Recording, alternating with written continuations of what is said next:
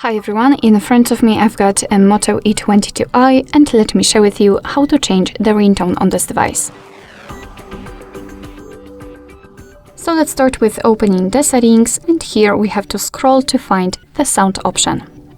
Now let's scroll down again to localize the phone ringtone and tap on it.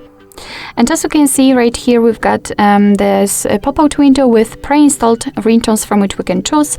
At the top we've got the none option, which means that after choosing it, your device will not use any kind of sound to notify about the incoming call. And on the other hand, at the very bottom of the list, we've got add ringtone, which simply means that you will be able to choose something from your own files, for example download it, and you will be able to set it as a ringtone. In order to listen how the particular ringtone sounds, you have to simply tap on it. So, for example, this one, and of course make sure that your device is not muted. Okay. Alright. Basically, this is how it works, right? So just check which one you like, and after deciding, make sure that the option you want to apply is marked, like here simple in my case, and tap on OK.